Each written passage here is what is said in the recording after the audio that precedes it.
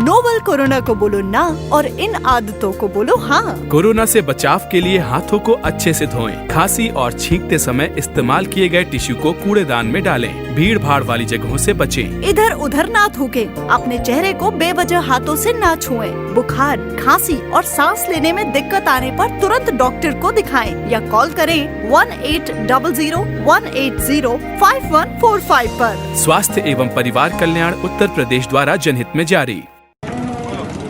जय श्री परशुराम, जय श्री परशुराम, जय श्री परशुराम, जय श्री परशुराम। हम ग्राम सभा धर्मपुर शहादत अयोध्या के किसान, हम धर्मपुर शहादत अयोध्या के किसान, ब्राह्मण, हम लोगों ने 2017 में भारतीय जनता पार्टी को वोट देकर भारतीय जनता पार्टी की सरकार बनवाई। लेकिन आज श्री राम एयरपोर्ट के नाम पर हमको योगी सरकार के अधिकारियों द्वारा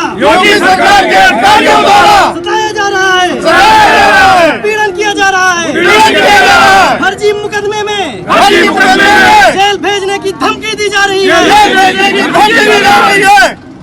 प्रभु श्री राम की धरती पर उनकी प्रजा को घर से बेघर करने की तैयारी की जा रही है। लेकिन हम सभी ब्राह्मण योगी सरकार के सामने झुकेंगे नहीं। हम भगवान श्री परशुराम के वंशज जनेऊ की कसम खाते हैं। जो गलती हमने 2017 में भाजपा को वोट देकर की है वह दोबारा नहीं करेंगे। नमस्कार, मैं हूं अशोक श्रीवास्तव। आप देख रहे हैं मीडिया दस्तक न्यूज। अयोध्या में श्री राम एयरपोर्ट के लिए जमीन अधिग्रहण का मामला उलझता जा रहा है। मुआवजे को लेकर किसान लगातार विरोध दर्ज करा रहे हैं। आरोप है कि सरकार इस मामले में पक्षपातपूर्ण रवैया अपना रही है। धर्मपुर गांव के किसानों ने सरजू नदी में खड़े होकर कसम खाया कि आगामी चुनाव में किसान भाजपा को वोट नहीं करेंगे। आपको बता दें, योगी सरकार के dream project Shri Ram airport के निर्माण को लेकर किसानों और जिला प्रशासन के बीच विवाद बढ़ता ही जा रहा है। एयरपोर्ट के लिए अधिग्रहण की जाने वाली जमीन में मिलने वाले मुआवजे का रेट अलग अलग होने के कारण धर्मपुर गांव के किसान लगातार विरोध में आवाज उठा रहे हैं, जिसके चलते अभी तक भूमि अधिग्रहण की प्रक्रिया गतिरोध झेल रही है। किसानों का आरोप है कि उन्हें पड़ोस के गांव नंदापुर और जनौरा से बेहद कम कीमत दी जा रही है, जो उन्हें कतई स्वीकार नहीं है। किसानों ने सरजू नदी में स्नान करने के बाद जनेऊ हाथ में लेकर योगी सरकार को उखाड़ फेंकने का संकल्प लिया है। समाजवादी पार्टी किसानों के साथ खड़ी है। सपा सरकार में मंत्री रहे पवन पांडे ने आर पार के संघर्ष का ऐलान किया है। आप भी सुनिए किसान रामलौट, विनय तिवारी और पवन पांडे ने इस मामले में क्या कहा है। हमारे संवाददाता प्रभाकर चौरसिया की रिपोर्ट। एयरपोर्ट में ले जा रही है और मुझे सौतेला व्यवहार किया जा रहा है। मुझे कोई सही मुआवजा नहीं दिया जा रहा है। मुझे 8 लाख रुपया बीघा की जमीन वो मुआवजा दिया जा रहा है। हम लोग ब्राह्मण भर, हम लोग पर दुराचार किया जा रहा है और इसको मैं कतई नहीं बर्दाश्त कर सकता। मेरा मुआवजा अगर मुझे उचित न मिला तो आत्मदाह की धमकी भी नहीं देते। आत्मदाह करने के लिए आज भी तैयार हूं। प्रशासन मुझे प्रताड़ित कर रही है।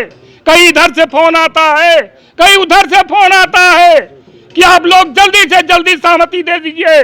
मेरे यहाँ के कुछ काश्तकारों को और होमगार्ड वालों को बुला के घुड़की धमकी दे करके और जबरदस्ती उनसे सहमति ले लिया गया है। और मैं जनेऊ की कसम खा के कहता हूँ कि अगर मुझे जमीन नहीं मिली, मैं अपनी जमीन छोड़ना नहीं चाहता। जिस तरह राम की जन्मभूमि है उसी तरह ये मेरी भी जन्मभूमि है। मैं इस जमीन का कतई नहीं बर्दाश्त करता। अगर मुझे उचित मुआवजा मिला तो देंगे, नहीं तो वरना हमारी जमीन एयरपोर्ट में न ली जाए। मुझे कोई आपत्ति नहीं है, मैं भी एक हिंदू हूँ। मैं जनेऊ की कसम खाकर कहता हूँ कि अपने याद औलाद बरनपुर ग्राम सभाओं को मैं सूचित करना चाहता हूँ पूरे भारत को कि हमारे साथ इतनी बड़ी अन्याय हो रही है, उसका कोई जिम्मेदार नहीं हो रहा है। हमारे यहाँ के 5 आदमी गए जोगी जी के लगे, उन्होंने कहा आप जाइए और मैं आपको खुश करके तो भेजूंगा। ये जोगी सरकार मुझे ऐसे ही खुश कर रही है। हमारे ऊपर कितना प्रताड़ना हो रही है कि हम आज मर जाएं कि कल मर जाएं। क्या सरयू स्नान आज हम लोगों ने जा करके सरजू में स्नान किया और स्नान करके जनेऊ की कसम खाया कि मैं इन जोगी सरकार को उखाड़ फेंकूंगा अगर मुझे उचित न्याय न मिला तो। क्या नाम है आपका? रामलोट तिवारी, समाज जगदेव तैयारी ग्राम धर्मपुर शहादत का मैंने रहने वाला हूँ। मेरी खेती बाड़ी और हर चीज जा रही है। समस्या है कि हमारे ज़मीन जो है एयरपोर्ट में ली जा रही है। हमारा पूरा गांव देने के लिए तो तैयार है, लेकिन हमको उसका मुआवजा अन्य गांवों के मुकाबले इतना कम दिया जा रहा है कि उसमें हम 1 बीघा देंगे तो 1 बीघा भी ज़मीन नहीं ले पाएंगे। जो हमारे यहाँ बिक्री हुई है उसको सरकार मानने को तैयार नहीं है।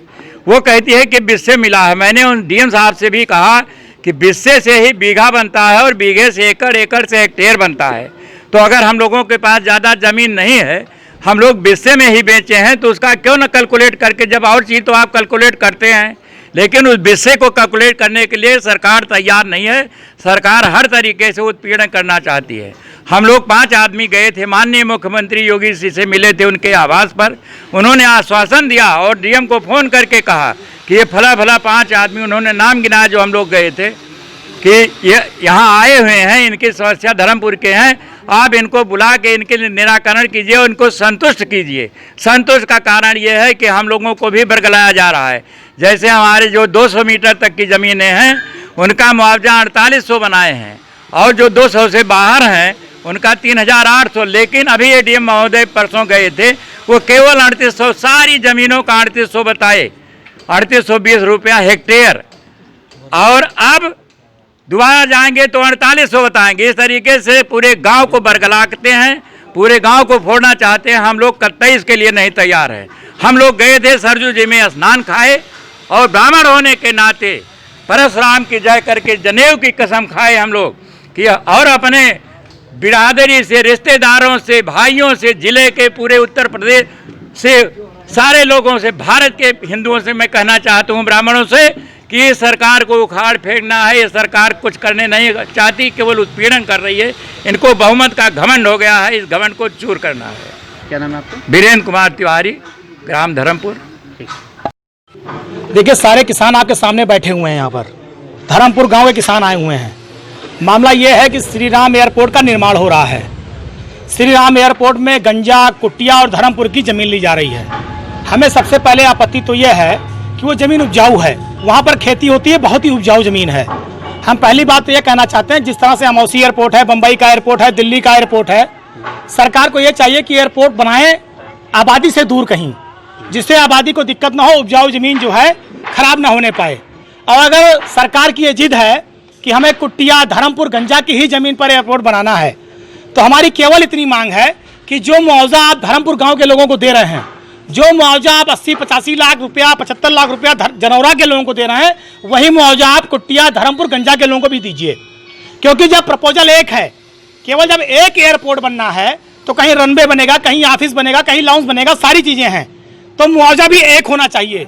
योगी आदित्यनाथ की सरकार पक्षपात कर रही है किसानों के साथ। जनौरा गाँव की ज़मीन कौन सा ऐसा सोना उगल रही है कि आप 75 और 80 लाख रुपया दे रहे हो, और धर्मपुर, कुटिया और गंजा की ज़मीन क्या खराब है? अगर खराब है तो आप लीजिए ही मत।